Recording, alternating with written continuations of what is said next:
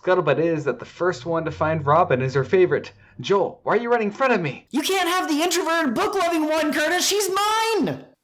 Boo-ba-doo-ba-doo-boo. Boo. 3.5, not a real season. 3.5, but still king of the what? Now 3.5. Gonna watch some pirates. 3.5 before season 4. Start the show! Hello, and welcome to a most special episode of the podcast right now. Hello, it's King of the What Now, a show where we discuss the very special anime One Piece from the very beginning. Hello, I'm your host Joel, longtime fan of the series, and I actually don't know that song well enough to parody it throughout the entire opening. But today, and we forgot to coordinate this with each other, but today I am a cyborg whose low powers cause his hair to go unfoomph. And I'm Curtis, the co-host and the casual One Piece fan, and I'm very confused about what just happened here. For those of you at home, and Curtis, that is the Book of Mormon. It's the first song from that play. Oh, well, my confusion is going to drive me to crash through a window nearby and talk to somebody about it. In your quest for answers, obviously. Yes. Hello, my name is Elder Cat. I know the song better than Joel. He should have let me do it. Hello, I'm the ghost of the show, and today I am an old lady who just wants to drink with her friend that got shot. That's the trouble with being old. All your friends die. Well, hang on a second. Shouldn't you, if you wanted to stay on brand with the parody, be like, no, host Joel, that's not how we introduce the podcast episode. I probably should have done that, and you should probably speak a little less close to the mic. All right, no problem. Okay, so folks, we just finished watching 4 episodes of the anime, and they were 237, 238, 239, and 240.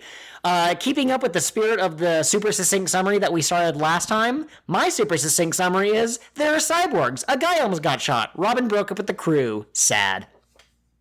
That was good. Wow. That was good. No, I don't think I need to do one, really. I mean, I agree, honestly. Like, that covered all the bases. Do you want to do yours anyway, just because you put so much work into it? Yeah, I mean, I did spend way more time than I would normally would on it. Okay, so here we go. Curtis's succinct summary. The Straw Hats regroup at an inn before dividing again. Luffy and Nami go off to investigate an assault on Iceberg, while Sanji and Chopper search for Robin. Zoro remains behind to nap, per usual. Luffy and Nami encounter Franky, who challenges Luffy to a fight for what was done to the Franky family and Franky house. Also, I can't read anything because weird things are happening to the font of my notes as Joel messes with our shared document. This is why Google Drive is the best. Please sponsor us, Google Drive. Now that things are back to normal, we find out that Franky shows himself to be a cyborg during the fight. He breathes fire, he has a hookshot fist, and uses various other weapons that are built into his body. He and Luffy duke it out at Dock 1 until the foremen show up. It's revealed that Robin is suspected of attacking Iceberg on behalf of the Straw Hats. Luffy fights the foremen, but the whole town is turning against them. Wait. I don't remember Luffy giving the 66 order on all Water 7 mayors.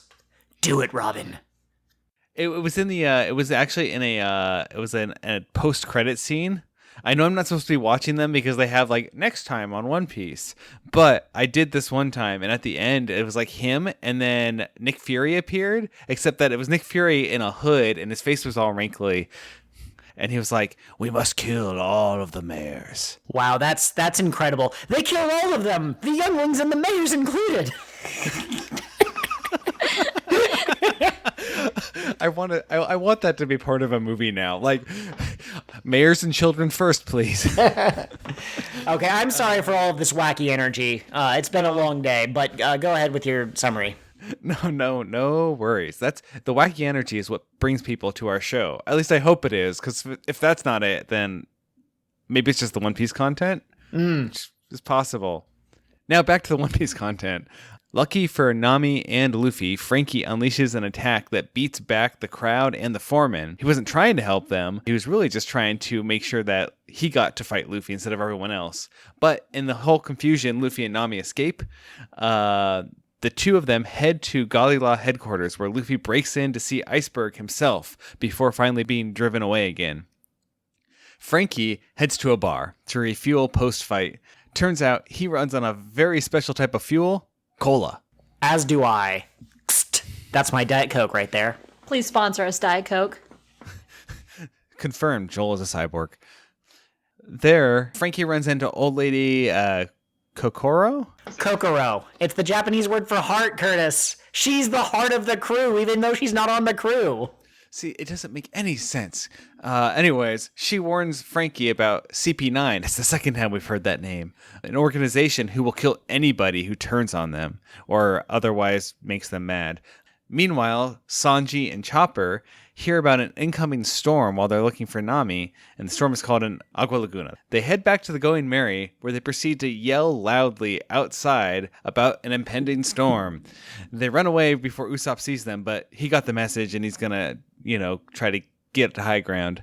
Finally, Sanji and Chopper find Robin, but to their surprise, she confesses to breaking into the Galila office and trying to, I guess she doesn't confess to trying to kill Iceberg, but she was definitely there, and she announces that this is where her and the Straw Hats depart. Robin, you can't go. You're one of the token women. We need you for the minority representation. I know, it's shocking, and that is where we're going to end Curtis's succinct summary. Okay, so I'm going to go back to the question that I'm supposed to ask every episode, and then I forget to ask. Curtis, Catherine, what did you guys think of these 4 episodes? Kat, I'll let you go first. Yeah, I can go first. I liked these 4 episodes. I liked that we had to see the Straw Hats struggling with the results of what happened between Usopp and Luffy. I felt like the scoring was used really effectively in these episodes. There were a lot of moments of long silences where there would usually be background music or noise or something. Not only that, but there was the scene with Robin, which we'll discuss more in depth. Of course, it was one of the most important scenes. But you heard nothing except for the clacking of her boots as she walked away. There was no other background sound. Yes, that was so good. And I really liked that of all of the Straw Hats to have that moment with her, Sanji was the one who arguably cares the most about her at this point. Yes, the one who would also take it the hardest when she left. But we can discuss that a little bit more later. Curtis, what are your overall thoughts? I mean, we got a lot more. So we got interesting drama. We got a little bit, I guess not a ton of world building. We got the fact that they're cyborgs, so that's something.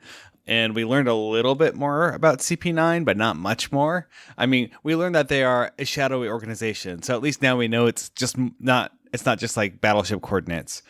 And I thought the scene with Chopper and Sanji talking or like yelling outside of the Going Merry was interesting. It's like the whole Chopper keeps hinting to Sanji like there might be somebody who doesn't know about the storm. Wink, wink, nudge, nudge. And then finally Sanji's like, hey, Chopper, didn't you forget about something back on the ship? And then they turn around and they go back. It was a really sweet scene that showed while they understand the social dynamics of what's going on, they still care about Usopp and they want to make sure he's okay. Well, and I think that Zoro was so harsh with Chopper that he's afraid to bring it up directly with Sanji because he doesn't know if Sanji is going to be similarly you can't do anything about it. It's Usopp. So he tries to approach it in this really roundabout way. And no, turns out Sanji's a big softie too. Let's go help Usopp. Mm-hmm. And he even gives Chopper a convenient excuse to offer the grumpy members of the crew, aka Zoro. Because, Zoro is definitely going to know about this and care. And he's not just randomly wandering around with newspaper on his face. Exactly.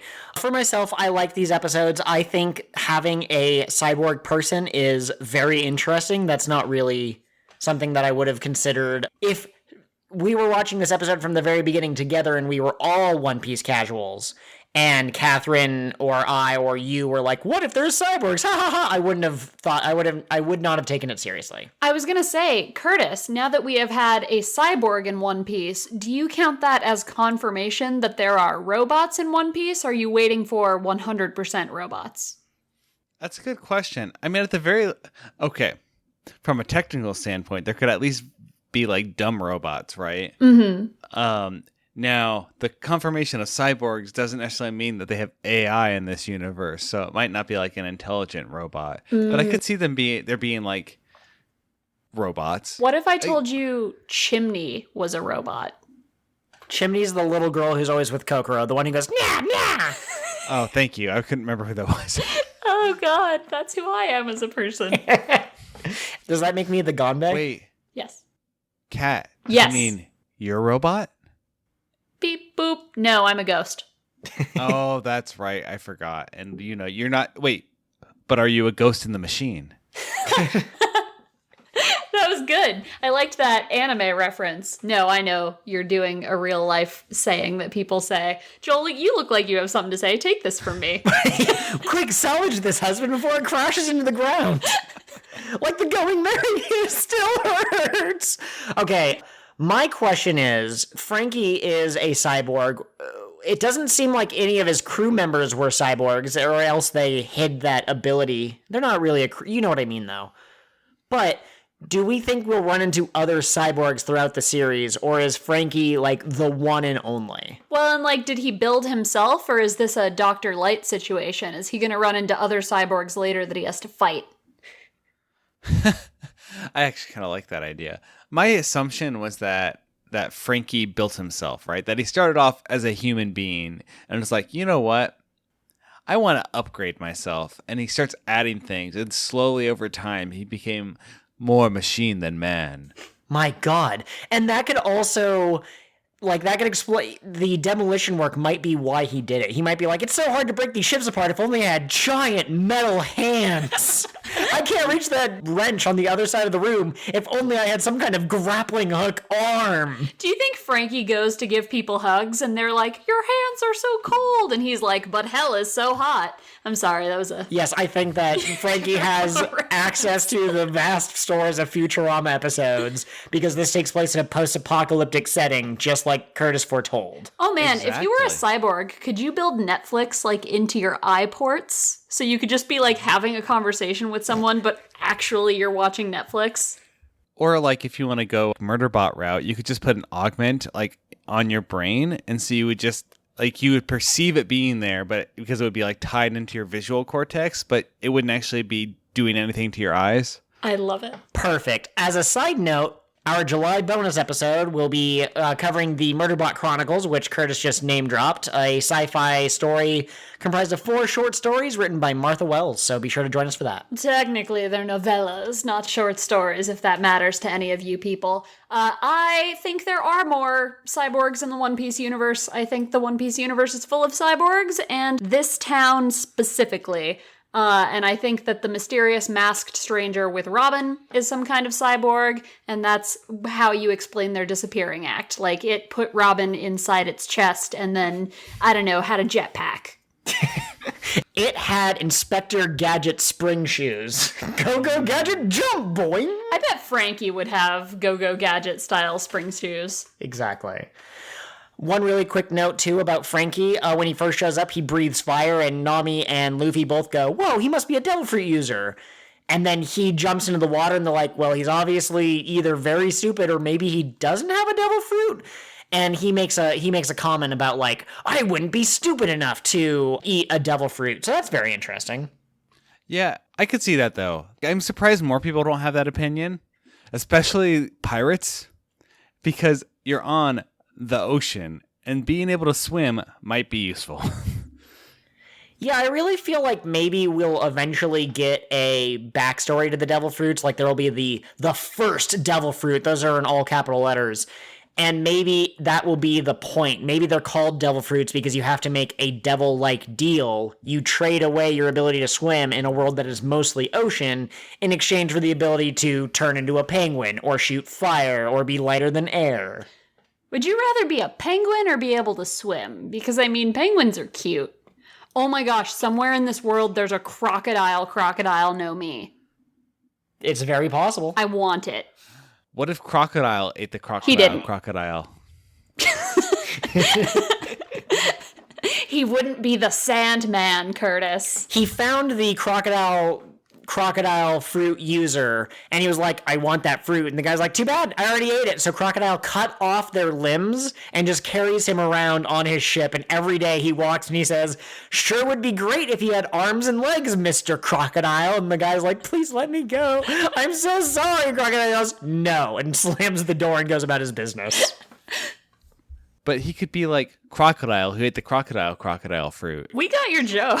I know. I'm still obsessed with it for some reason. Hey, does Crocodile wear Crocs when he goes to the crocodile theme park? I mean, maybe. Those are crocodile's Crocs. Oh, no. Oh god, Curtis is a cyborg and he's entered an infinite loop. Someone forgot to increment the index. Crocodile. My other favorite thing about Franky's introduction, first of all, he's just extra as heck, which we already knew, but him like trying to make people scream his name. Say my name! No, we don't want to say your name. Just go. Like, how often does he do this? Is this like a once a week kind of thing? It must be his MO at the very, like, they're clearly used to it. As soon as the drum started, everyone started freaking out. They're like, no, not again, not like this, Timmy, run! Yeah, I honestly, I kind of like Franky. Yeah. Yeah, like, I'm kind of into his extraness. It's fun. You know, there's certain characters who show up and you're like, okay, I get it. You kind of like have to be here or whatever. But then there's other characters who show up and you're like, what is their story? I'm fascinated. I would say Kureha and Hiluluk, when they showed up, were very like, ooh, what's going on with them? Everyone calls Kureha a witch. And I think that Franky is one of those characters where it's like, give us just another episode of him on screen because this is pretty great. He hasn't overstayed his welcome yet. Yeah, you can tell that interactions with him are going to lead to interactions with the town as a whole. I'm just curious, what did you guys like better, the Franky Luffy stuff or the Robin Iceberg stuff? That's a good question. I think I like the Franky Luffy stuff better. There wasn't the Robin Iceberg stuff is interesting, and I think given more time and more information, I will be more interested in that. Like, that probably interests me more in the long run, but in terms of like just these 4 episodes, I enjoyed the stuff with Franky and Luffy more. Yeah, I got into anime in general through the different battle animes, Yu Yu Hakusho and Dragon Ball Z and weird goofy stuff like Metabots. We should do a bonus episode on Metabots. So for me, there was much more of a payoff and it was much more interesting to see a cyborg guy running around. Also, side note, we now know why Franky was wearing a mask. It's so that we wouldn't see his metal nose and be able to guess that perhaps that was part of his shtick. I think you could still see the metal nose when he was wearing the mask. I'd have to go back and double check, but either you could see it and you thought it was part of the mask, or you couldn't see it, in which case, you had absolutely no. It was definitely the first one, because I remember when he took it off, like there's a cutout, I think, around the nose, so his nose stuck through it. Okay, gotcha. But anyways, the Robin and Iceberg stuff is very... Well, hang on. That doesn't make any sense. The Robin that we know doesn't go around murdering people. Or does she? They make a point of telling us or reminding us that we don't actually know that much about her. And a lot of the time, she's the quieter member of the crew. She shares less, that sort of thing. But why would she want to commit a murder? And more importantly, as someone who was Crocodile's right-hand woman for many, many, many years... She knows how to kill a person, right? Like, if she wanted to kill Iceberg... Her specialty is assassination. She said so. Yes. So I'm curious as to, like, how she managed to, like, shoot him. Was it 3 times? And he's still up and kicking? Like, maybe it was an intimidation method. I think that she didn't want to kill him. And I question whether or not she was the one that pulled the trigger. Like, because there were 2 of them there, right? Mm-hmm.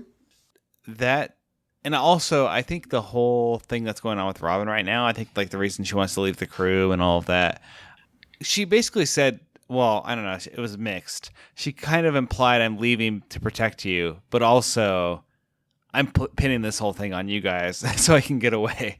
But I think her underlying motivation is to protect them. I think what it probably is she had some sort of past connection to CP9, and CP9 basically said something along the lines of, do what we want or we will take out your crew, right? Or something like that. There's some implication that CP9 will do something to the Straw Hats if she doesn't cooperate. Because like Kokoro said, if you get on their bad side or you double cross them or something like that, they'll do bad things to you, right? Exactly. And the reason that they're such a shadowy, mysterious organization, they're spoken of as like the boogeyman, is because no one's actually ever seen them and lived. So I'm actually a little low-key worried about Robin. Is she going to do whatever their bidding is, and then are they going to try and kill her after she's outlived her usefulness? Just based off the fact that there have been no survivors of previous CP9 sightings, that's, making the hair on the back of my neck raise just a little bit. Mm-hmm. But I do really like the idea that you put forth that, it's possible that she left in order to save them. She didn't give a whole lot of details, but at the same time, we want to believe in Robin. We've already spent enough time with her and seen her passion for the Void Century or the True History, whatever you want to call it. That seems legitimate. So people in One Piece who have dreams, they're usually not bad guys if their dreams themselves aren't bad. And so I want to believe in her, but at the same time, she's pinning all this stuff on Luffy. On the other hand, if you're a shadow organization and you don't want people looking at you, blaming 6 well-known pirates is a great way to do all sorts of shit and get away with it. Mm-hmm. So we'll have to see where this all goes. I don't have the episode list in front of me, but we are going to move on to the bigger picture fairly soon. I'm pretty sure that we only have one more day on Water 7 before something happens, before the next thing. But how long that one episode, that's up in the air. Dragon Ball Z had 5 minutes when when Namek was blowing up, and that took like 30 episodes. So who knows? Mm-hmm. Okay. Before we get into a few more of the nitty gritty, everyone knows what time it is. Catherine, why don't you tell us what time it is? It's ad time. Okay, I thought you were going to say hammer time, but yes, it is absolutely time for our world-famous ad segment. I'm going to be honest, Twitter distracted me for the briefest moment. The briefest of moments. So when you said, Catherine, what time is it? I was like, oh God, I missed something. He's going to know I was on Twitter. And now I've given myself away. So let's go to that ad. Curse, were you going to say something? Oh, no, I was going to say, what the actual time was. Don't give away our recording time. People must not know that we have lives. Okay. We are here to bring you the latest product from Ultra Life. Ultra Life is the company that is dedicated to making your life better in every aspect. They have infiltrated the governments, they've infiltrated the economies, they are there in your personal lives, they're there in your professional lives, they're there when little Timmy turns 8 and it would just be such a shame if something were to happen to him. He keeps running around that pool. Sure would be a shame if little Timmy slipped, but don't worry, because your friends at Ultra Life are here to help. Today,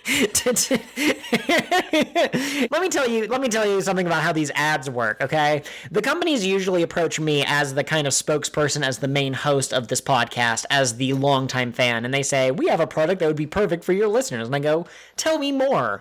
But today, they have actually gone and contacted Catherine without telling me, and so now Catherine has a box and she's slowly opening. Catherine, what do you have there? Oh, Joel, you're gonna love this! It's your favorite critter! Oh god, it's a snake! It's Snake 2.0! This is so wonderful. I'm so glad that Ultra Life is there to make all aspects of our life better, including the snake-filled parts of our nightmares. All of your favorite things about snakes have been magnified. Their eyes, bigger. Their bodies, noodlier. Their legs, not there. They're snakes! My god! But you know what they have instead of legs? Arms, big beefy arms, 9 of them, and it's crawling towards me. My god, this is okay, you know what? I'm just gonna put that Snake 2.0 back in the box. If you like snakes, good for you. Oh, you can't do that. Snake 2.0 has decided to sit on your shoulder and whisper you updates from the company. Oh, good. Snake 2.0 is telling me that the other product we are going to talk about was Victory 2.0.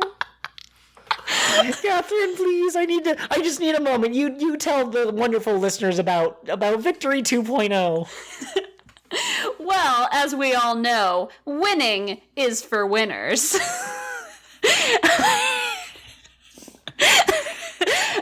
I seem to have lost control of my laugh box. Don't worry, that's the mini snake that comes with the Snake 2.0. The face Joel is making as he enjoys the messages from Snake 2.0 is just too perfect. So I'm just going to hold out my little arm here. I'm going to let Snake 2.0 slither over onto my shoulder, and I'm going to let Joel take the reins once more. No, I don't. I think I'm still unpacking. Curtis, why don't you tell our listeners about Victory 2.0 and the many ways it can make their life better? Well, have you ever had a moment of triumph in your life? Not once. Yes, I have. Okay, well, I'm going to direct my questions to you, Joel. The day I married my wife is on record as the happiest day, the most victorious day of my life, but apparently she remembers it differently. I knew I shouldn't have smushed that cupcake into her face. I mean, Joel, some people settle and some people, they're reaching up, and I think we know which of you is which now. One of us is a literal goddess, so. Wait, literal? Yep. Go on with Victory 2.0, please.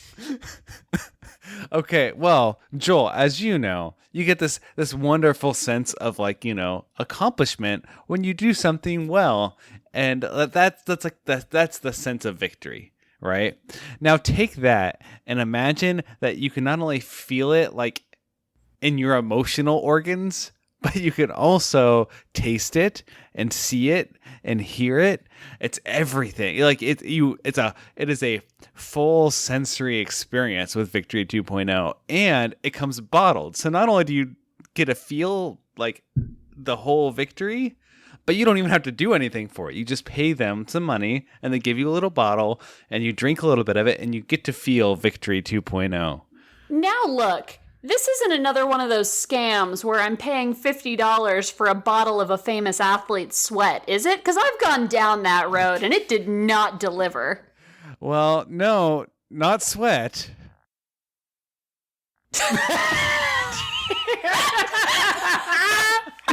Okay, this is spinning wildly out of control. I don't know what notes you guys got about Victory 2.0, but the thing that I wanted to point out, okay, is that it's not just it's a victory on every level. It's spiritual, it's emotional, it's mental, it's physical, and you can celebrate small victories, large victories. You can celebrate with people, on your own. It's just a wonderful, wonderful package. Just, of course, remember that Ultra Life is dedicated to making every aspect of your life better, so the victories are sweeter, but the defeats are even more crushing. So get out there and be as ruthless as you need to be to make sure that you are not on the other end of Victory 2.0. Cream rises to the top, they say, so drink your milk. Now we go back to our regular way. Oh god, Mr. Snake is back! Get away from me! Okay, and we are back from that ad segment, and, as I've said before, we try to have an outline of what we want to talk about, but every once in a while, organic conversation comes up, or someone asks a question, and the answer kind of bleeds over into one of the other sections. So, Curtis, you've already commented that you believe that Robin has left because CP9 has essentially threatened the crew. Can you hear the cat? A little bit, yeah. Apologies, listeners. Our podcat is crying at the door. Should I just let her in? I mean, I don't know. I don't want to... Yeah, go ahead and... We'll see how this works out. Okay, but anyways, Curtis, you basically said you felt as though it would be reasonable for Robin to basically have left in order to save her crew members. So... last week I asked you if/when/how Usopp will come back, or I guess technically Kat asked, but this time I'm asking you the same question about Robin. Under what circumstances do you think that it would make sense for Robin to come back? So here's the problem with my theory. I could see it being a similar scenario to like Crocodile or to Arlong, that's his name. It took me a minute to remember, where Luffy realizes the situation, deals with the underlying threat, and allows the potential / former crew member to make a decision free from that threat, right? Absolutely. My only problem with that is it would mean that it's just like a pattern, and I really don't want it to be that. Like, because then that just means like two things. One, that every time one of the female crew members has had a problem that's been solved the same way. It's like that's like the same storyline, right? But also just in general, I don't want the same storyline again. So I want it to be something different than that. That's all I know. Yeah, absolutely. Many of our listeners here probably watched Shaman King back when it was airing, and there was a character who left pretty early on because they were fighting basically what was the anime equivalent of the devil, and I think in the manga was specifically called like Lucifer or something. I didn't read the manga. I watched the watered down 4Kids version. But they were fighting this ultimate evil, and the main character was this sort of like, well, we need to stop him, but maybe killing isn't the best way. Don't solve murder with more murder. And one of the other crew members left because, oh no, we have to murder him. He's so evil and whatever. And so I kind of could imagine a situation where Robin is actually gone from the crew for a long time, but she in ways helps them without being part of their crew. Like the CP9 is going to go to this island and blow it up, and Robin knows that that's where the Straw Hats are, so she finds some way to be like, no, don't blow them up now, blow it up later. So she's kind of like a mole that's protecting them from afar. That'd be kind of cool. That would definitely be interesting. It would suck to have, I don't know. It would suck to have her gone from the crew. I feel like she's become a very valuable part of the crew at this point. Not necessarily in terms of like their problem solving, though. I guess yes from that too, but just from like their social dynamics, and I don't know. It's added a nice flair to the crew having her there. Yeah, well, and I think this touches onto the ongoing fan debate kind of like who counts as a crew member, right? If you ride on the Straw Hats ship for an entire arc, are you a crew member? Is Vivi a crew member? So since we never got an official moment of Luffy saying, do you want to be on my crew? And Robin saying, yes, let's be pirates together. Does she count as a crew member? Or was this always where her story was going to go and now she's done? Now, that's an interesting question. Like, so I would say she has one step up over Vivi, because Vivi was with the crew but left at the end of a saga, whereas Robin joined up at the end of one saga and made it through an entire another saga. Yeah, and Vivi at the very beginning, when she joined, you knew she was ultimately going to go back home and do some stuff there, and you hoped that she would continue with them after she completed that goal, but she had a very specific goal. Robin did not have a goal that has already been fulfilled, so she hasn't really had a chance for her to leave. It seems like her goal is stay with the crew forever until she accomplishes it. But I do get your point, though, Kat. It does seem like it's a kind of a gray area, and not knowing exactly what's going to happen to Robin, it makes me want, like, up until now I've counted her as part of the crew just because she's been with them so long. So Absolutely. This also brings me back to another point. Last week, and we're kind of cheating, we're watching these in like 4-episode batches, right? But we've now had Usopp leaving the crew after a duel with Luffy, and we've had Robin leaving the crew due to this mysterious CP9 thing, whatever that is. It's some kind of boogeyman organization, but we don't know exactly what their goal is. But is this arc going to claim the rest of the crew? By the end of it, is it just going to be Luffy until he finally figures out, his evil twin brother orchestrated the whole thing and brings them back together, or anything like that? Do we think the remaining 5 members will stick together is the TLDR question. Agua Laguna is actually a storm that blows apart friendships. And so it's starting with the weaker friendships, and it's going to move to, the real Zoro-Luffy bond. How dare you? Usopp is Luffy's best goddamn friend in the world. They had a very strong bond. I feel like Chopper has the weakest bond with Luffy, to be honest. Yeah, I could see that. Or Sanji, maybe. Nami and Zoro both have very personal reasons for being attached to Luffy that I don't think any of the other crew members can match. I could see that. Curtis, do you have any thoughts? Oh, no, I definitely agree with Kat's point. Yeah, I don't know. Like, it would be an interesting plot line. It's just hard for me to see it because it would really break up the dynamic of the show a lot. But at the same time, that might be good. So you never know. They could do a good job with it. Yeah, I've already commented on the fact that the community at large is sometimes frustrated by the perceived lack of character growth on Luffy's part. But if he were to have the friendships threatened, that's like one of the two most important things to him. And so it could be an excellent moment of introspection for him being like, oh crap, if I continue to be a goof and I continue to like not listen when they warn me of upcoming danger, maybe I could get them hurt or something. But I think that about covers that topic, though. So we're all agreed that it doesn't seem likely that other crew members are going to leave? Yeah, I don't think so. Yeah, I agree. Seems like that's a lot, too. Like, Robin leaving could potentially tie into something about her past we don't know. Usopp leaving ties into his ability to, either move on or not move on or accept or whatever loss and that sort of thing. So if you were to have another crew member leave, you'd have three kind of concurrent storylines that all interwove. And I believe Oda could do it, but I don't know if we've seen an example of that so far. You want to know what I want to know? What in the world Iceberg has to do with Robin? Because it almost feels like he's a little obsessed with her. Like he has her poster in his office and he was really excited that she shot him. He was like, I need to talk to Nico Robin. Here's what happened. Iceberg wasn't shot with actual bullets that were meant to kill him.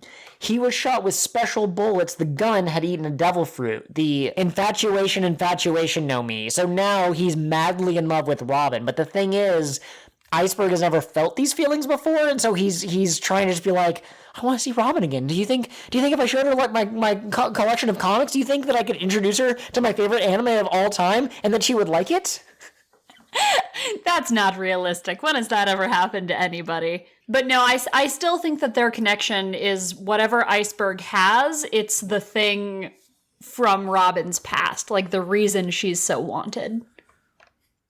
Oh, that would be really interesting. Because then, like, it could be that CP9's not forcing her to be a part of the group, but that she, by necessity, she really needs them to do this thing.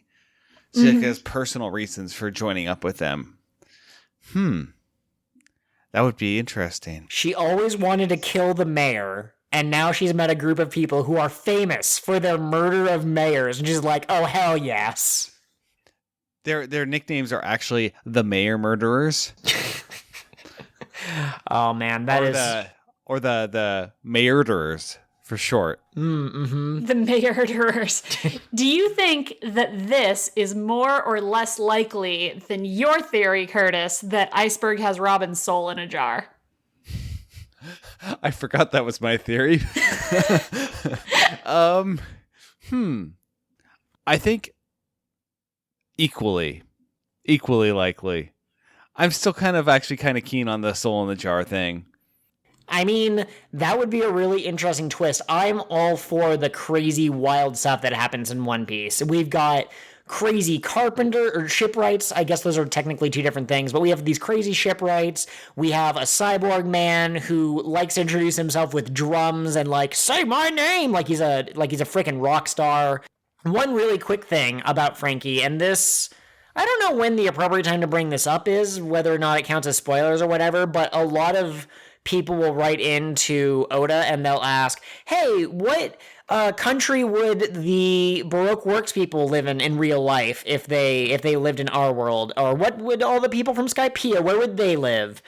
And some interesting notes about Franky. One, he is 100% confirmed to basically be the American stereotype in One Piece. Like, if he lived anywhere, it would be in America, and I believe his favorite food is hamburgers and cola. The cola makes sense because he's powered by it, but the hamburgers is like an extra special nod to America. And he's also in part based off of Ace Ventura, the Jim Carrey character. He's 100% modeled after him. The pet detective? Yes, the pet detective. And he's solving the mystery of where Iceberg got that pet mouse. And also, why is that bird talking?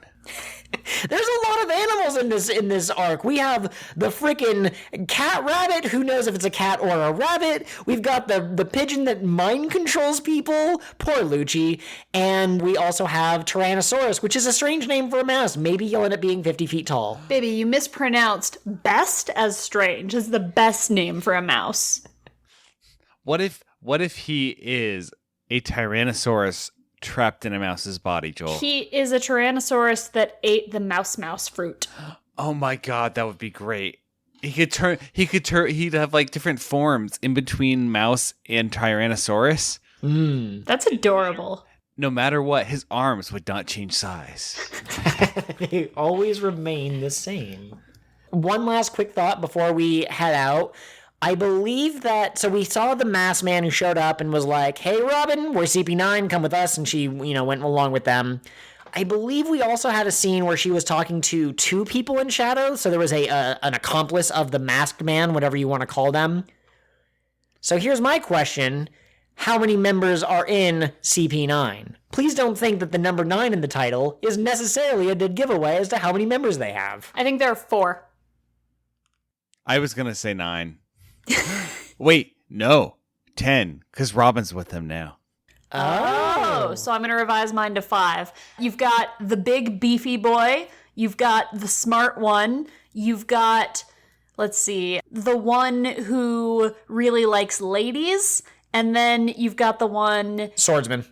Yep. There you go. There you In go. order to round out the numbers.